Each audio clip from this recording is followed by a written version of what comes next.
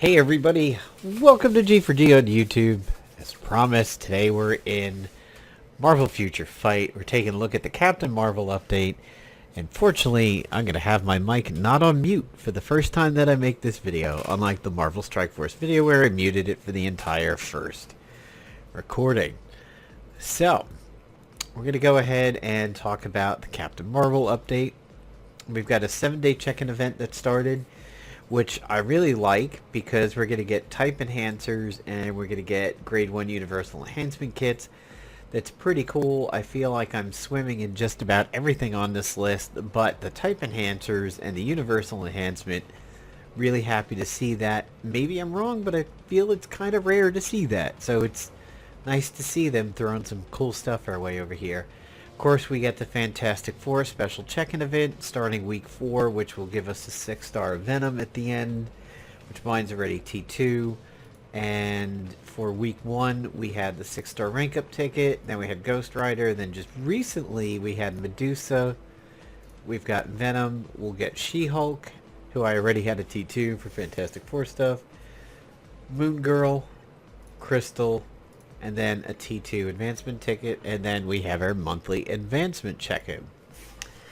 So, of course, as you know, the Captain Marvel movie is coming out in the beginning of March, so all of the game tie-in hype is happening. I think even Marvel Battle Lines has got something for her. I just haven't encountered it yet. So you'll get this nice little update splash screen over here. And we have a legendary battle for Captain Marvel. So I've stopped my XG monthly, mostly because I currently have everybody mutant related exactly where I want them to be. I was building Victorious over here with my monthly.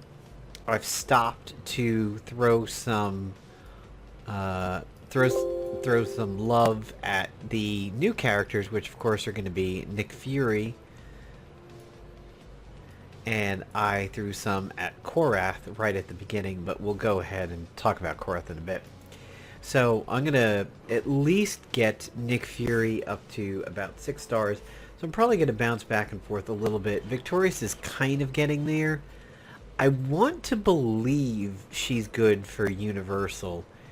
Let me know, guys, because I don't really have all the information on her that I would like to have. When she first dropped, I thought she was going to be really, really good based on the skills that I saw.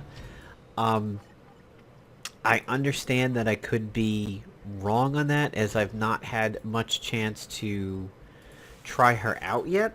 So if any of you guys have been using Victorious and think that she's meta or not meta for, you know, ABX and everything, go ahead and let me know. Probably going to get that Tony Stark stash in a little bit.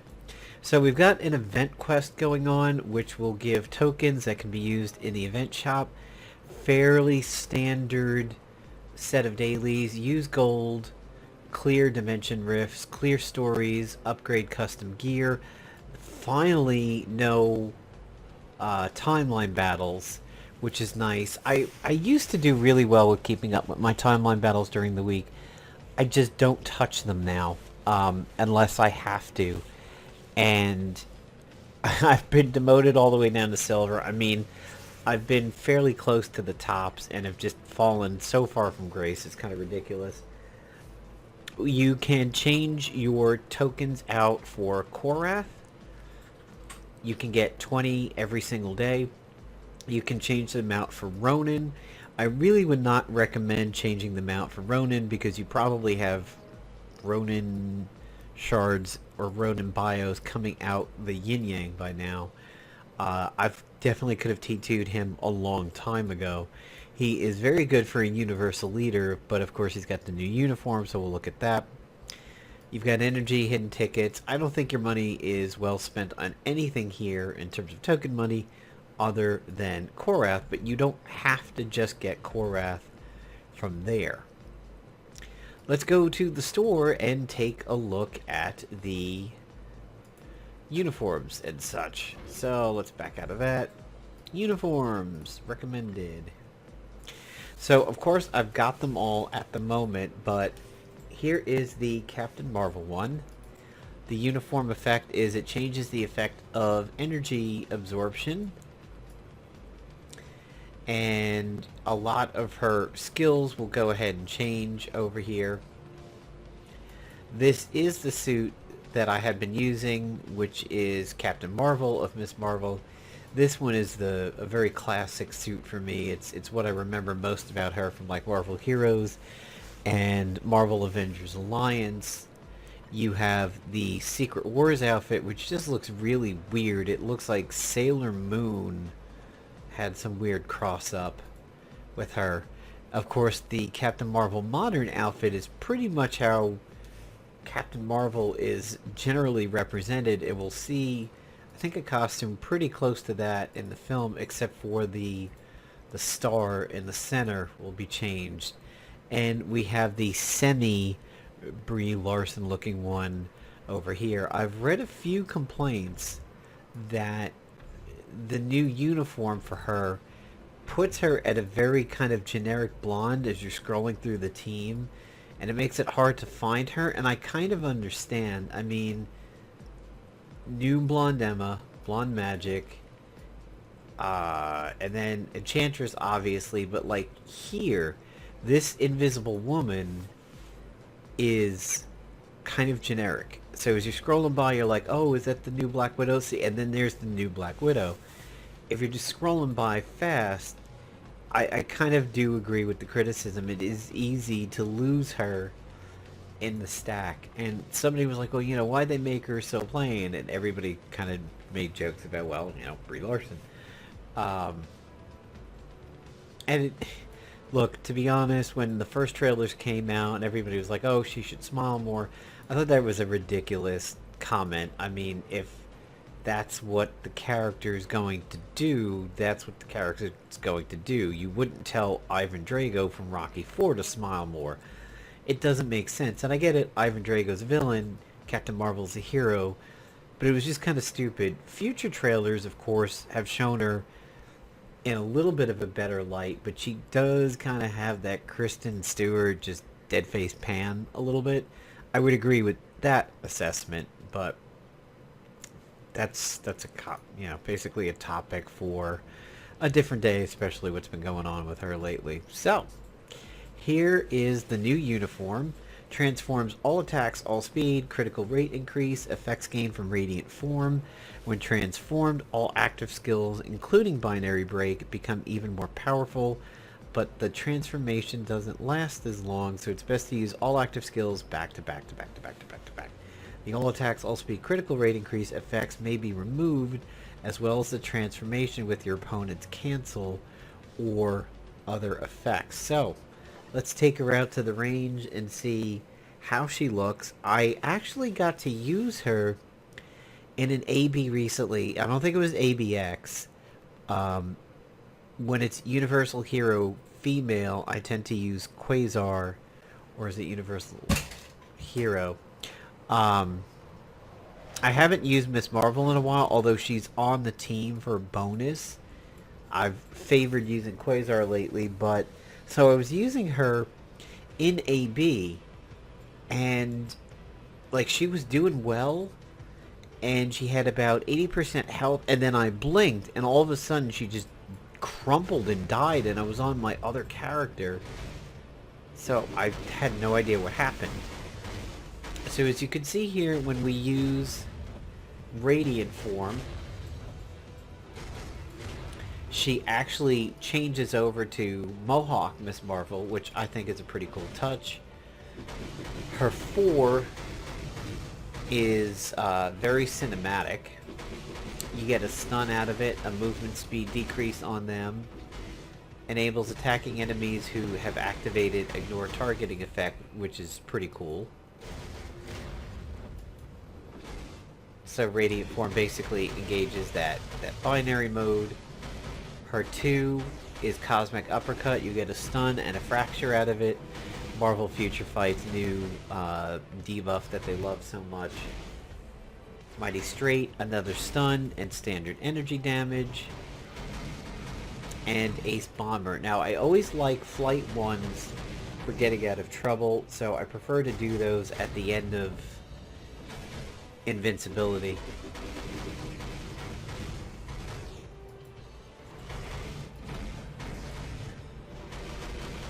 And there was a silence in there, which was... Oh, that's the stun. Okay, that was the stun. But, she is pretty cool, and of course, you can't really tell what's going on here with the cooldowns because they're quicker. And then you have what I believe is her tier 3, which I'm trying to get the tooltip on. Basically drops a huge meteor down. And it seems like by using her skills, she builds it up.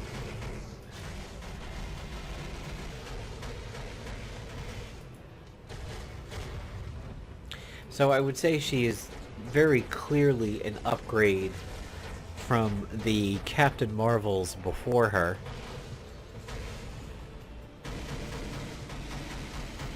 But I've always liked the Lightning Stroke Captain Marvel better. Just in terms of looks. This uniform clearly is quite good. So that was her binary break, which is a fear, a silence, a fracture, a stun. She gets ignored defense. She gets an 80% chance to penetrate super armors. And Warbird as a leader is an increase to energy attacks. So I tend to do her, Quasar, and I think it's Blue Marvel when I was doing a Universal team over there. We've got bonus missions. Everything's pretty much standard there. Let's go over to team and take a look at the others that we're dealing with.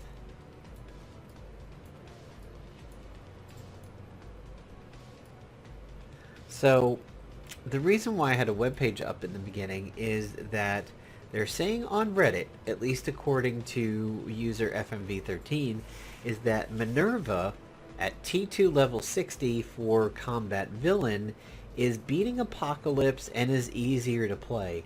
Let me tell you, I am absolutely thrilled to hear that, because my poor Apocalypse, and I know people are going to yell at me for this, is only sitting around level 45. I still use Carnage for my Combat Villain Day, and Carnage is really beginning to show his age. It is a struggle to get some good scores out of him, and if you miss a rotation and you get silenced, it is particularly annoying. I know I'm supposed to be using Apocalypse, I just have had other priorities and builds over him, but hearing that Minerva can overtake them, I'm very, very excited for that.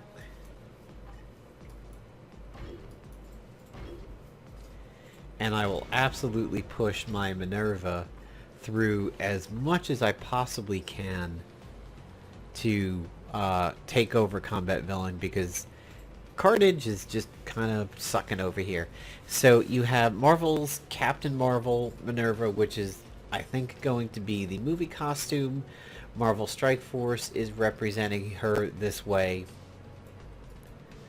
And then you have the modern outfit, which is pretty classic and definitely shares a lot of resemblances to Captain Marvel over there. If we take a look at the picture that FMV13 posted, you can see that default Minerva ranked up at 337k for that day, whereas uniform Minerva pulled up to 563k. So getting Minerva and getting the uniform definitely seems to be the way to go. It's best to use Star Force Signal and Kree Armada back-to-back to gain buffs and summon characters, and follow with multi-snipe. So you've got an energy damage with some physical attack. You've got... Is she energy or physical? She's physical. Okay. It's funny, when you see the gun, you immediately think energy, but if you look at her default suit, she definitely seems to be more melee-based. Star Force Signal. She does a stun and she summons illusions. Develop reflexes, dodge rate, multi-snipe. Decrease of all defenses, 10% chance for barrier, penetration, immunity. That'll probably go up. Kree Armada is a paralyze. At T2, she gets increase in skill damage and bonus damage, decreases all damage, increases guaranteed dodge, and as a leader, she decreases debuff duration. So that's not the best leadership in the world, but you can't have every single person coming out with amazing combat leadership. I think I'm going to maybe kind of quit out on Victorious for a little bit and focus on getting Minerva up there, because if Minerva can complete that combat villain day for me better than Carnage, really going to be happy about that. So,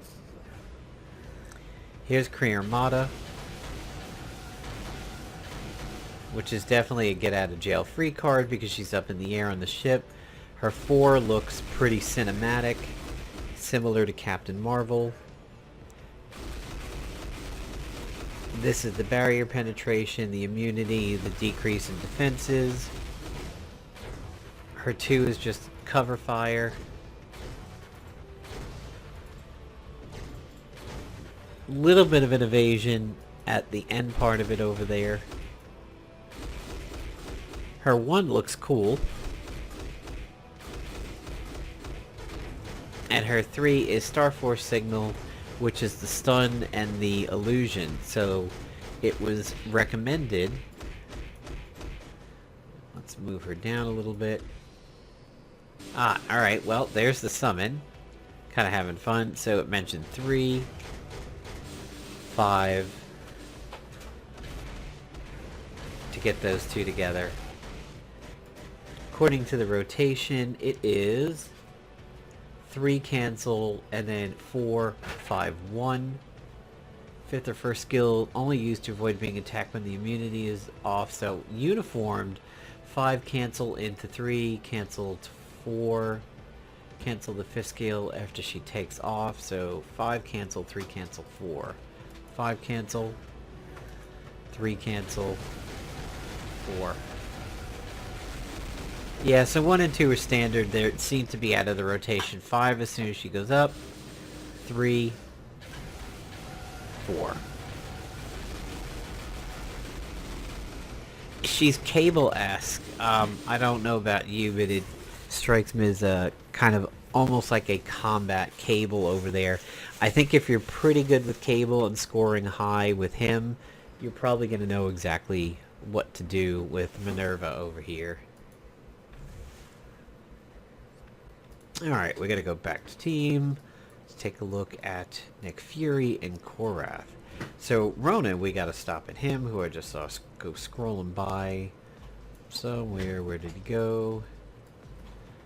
He's got a new uniform.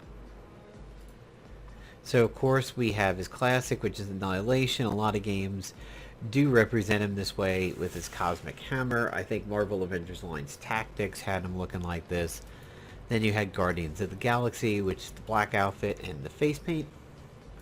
So, while we're looking at this uniform over here, interesting thing, do you know that the guy who played Ronan was also the dickbag in Halt and Catch Fire, and was also the asshole elf in the second set of Lord of the Rings movies? He's the one who he lets his face get burned off for a moment. He's like, oh, don't speak to me of Dragonfire. And then he lets his face go back to normal. Yeah, same actor. Floored. Would not have guessed that in a million years, that they're all the same guy. And then you have Ronan from Marvel's Captain Marvel, who looks sort of like just a weird Egyptian variant of both Annihilation and Guardians of the Galaxy wrapped into one. It keeps the Guardians of the Galaxy figure a little bit thinner, but it sort of makes it look like a younger, almost a not evil version of Ronan over here. So for skills, all attacks, all speed, and critical rate increases, effects are gains with Judgment Call skill. Is more effective when charge time is longer. Hit point recovery will be gained if fully charged. The all attacks, all defense increase buff zone created by Judgment Call will remain active even if a new character is tagged in. At T2, he ignores target's dodge rate, decreases all damage received, and we always know about his leadership, which is massive for universals. I wonder if this uniform gives him the defenses. I kind of don't remember him giving defenses here. Let me check something. Nope, he did. Oh, but okay. I see what's happening is his increase to attacks goes up.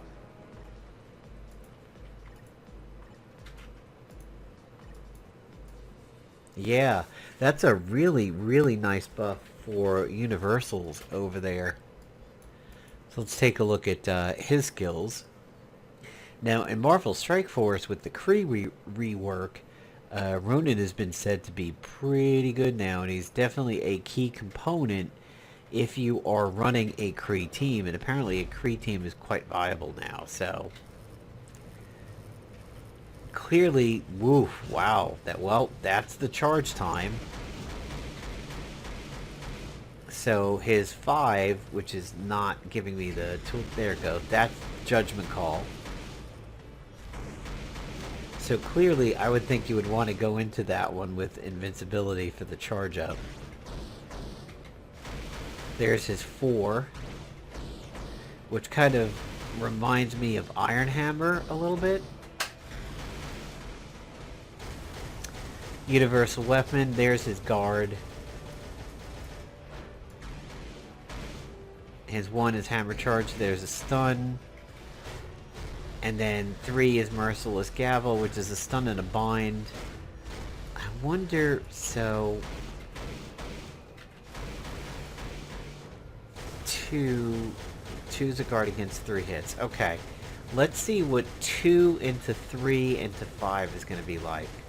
Okay, we can stop now. 2. Alright. 2 into 3.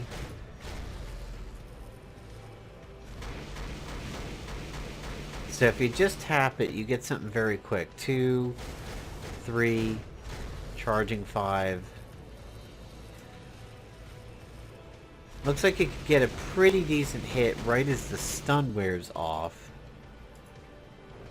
I don't know that a guard against 3 hits will allow him to get the full... Yeah, that's long to get full.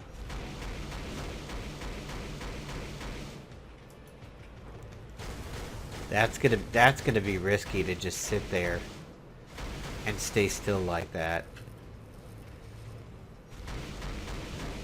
Very interesting. Could be dangerous to try and get up to full charge over there. But it looks fun, at least. It seems like it might be worth it. And we gotta take a look at Korath and Nick Fury. Nick Fury is always one of those ones that seems interesting when he shows up in game, because you kind of think of him as just a leader like Professor X, because so many of the games lately have not had a playable Nick Fury, but Marvel Strike Force does, which is pretty cool. It's certainly interesting to see Korath represented this way, but clearly this is going to be how he looks in the movie, which almost makes me wonder between Korath and Minerva. I almost feel like I'm looking at a Lantern Corp for these guys. So for skill, all attacks, all speed, critical rate increases, effects are gained with crossout skill, becomes more effective when the charge time is longer. Similar to Ronan. There's a cleave with a decrease in defenses, a weapon throw, which does bleed damage, removes elasticity, deals shock damage, does a silence. Crossout is attacks up. Chance for immunity.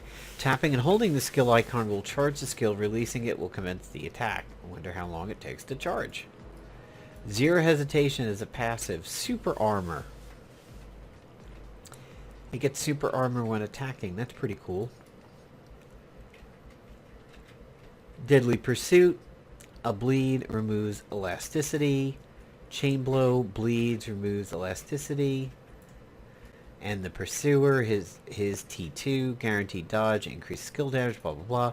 And Kree agility, all allies get a speed increase, and he is speed himself. And he's a villain.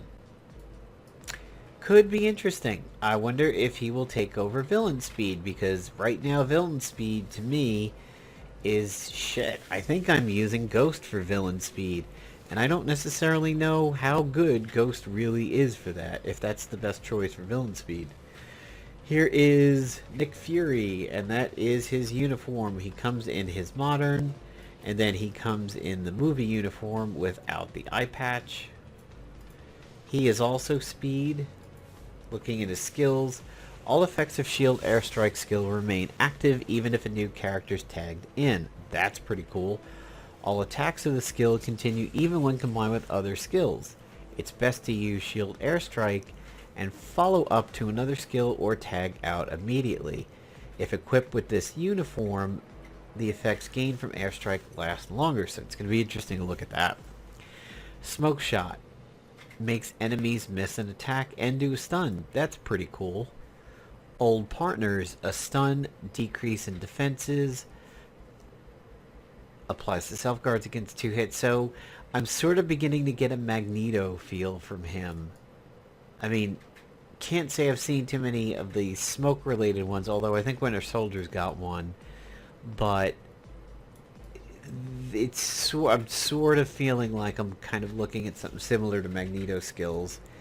Care package. Activation rate when debuffed. Remove all debuffs. Shield turret.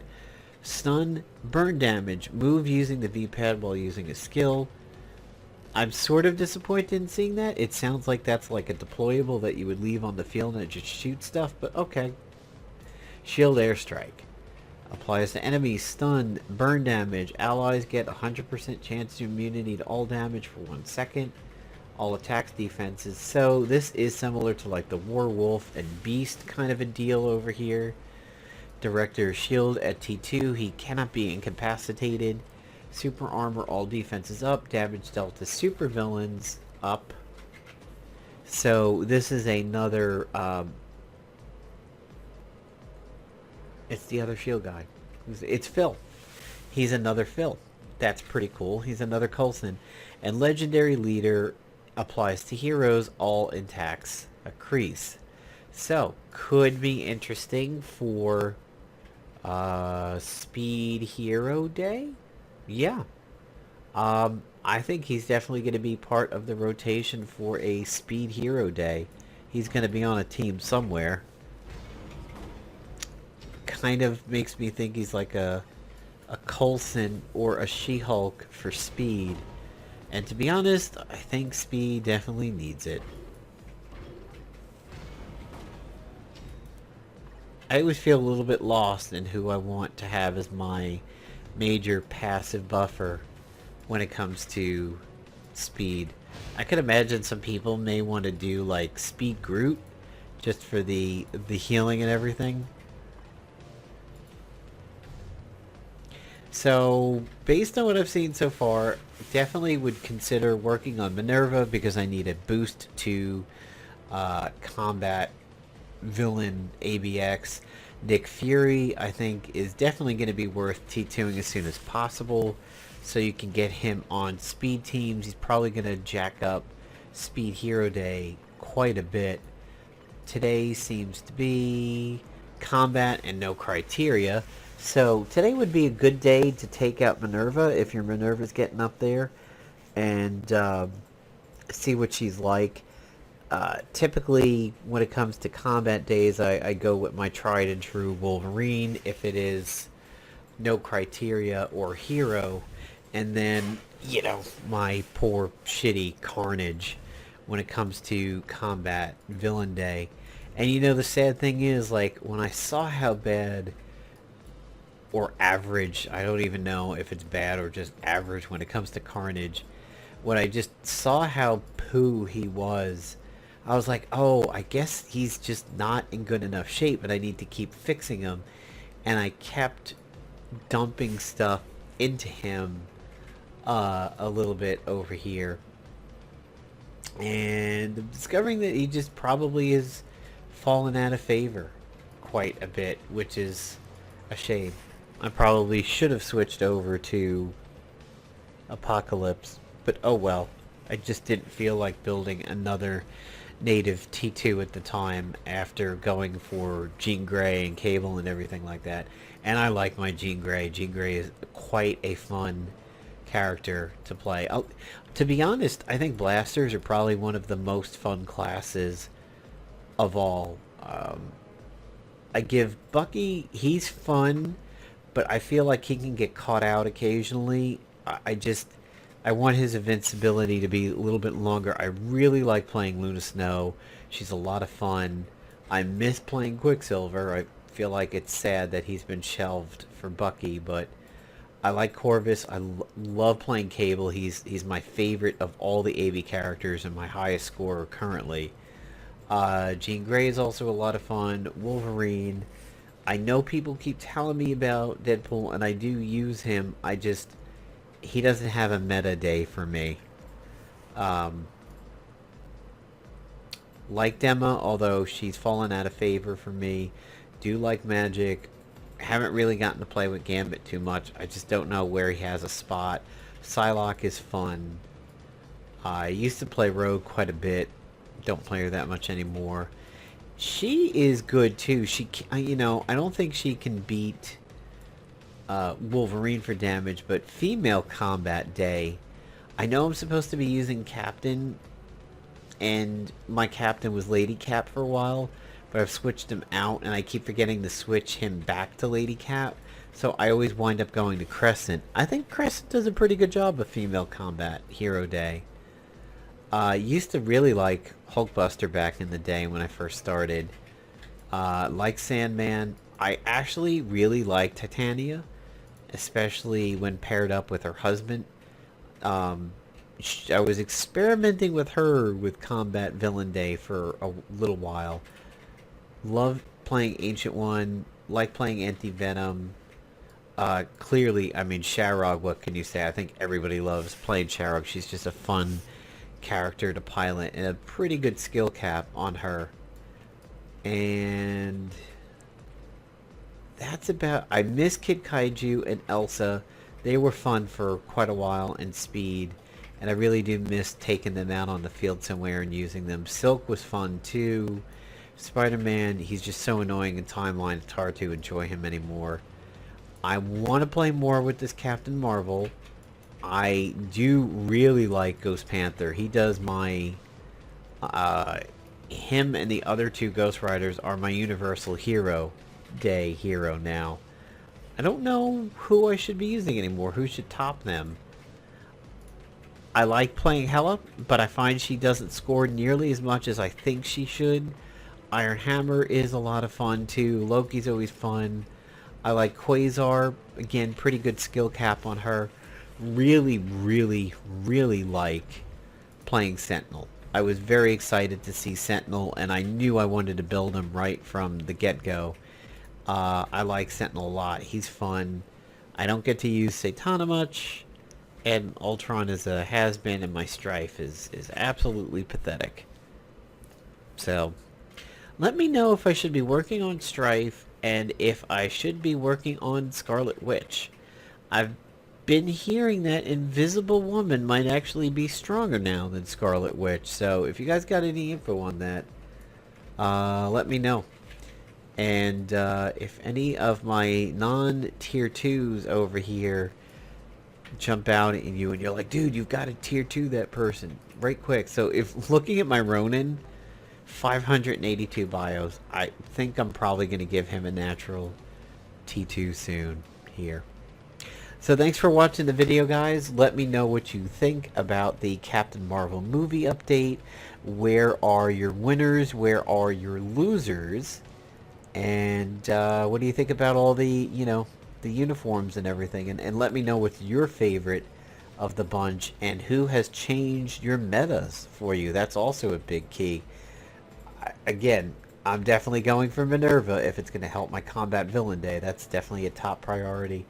And I will probably casually put Ronin as a T2 since I have so many bios for him. So that's it from me, everybody. Take care and have yourself a good weekend.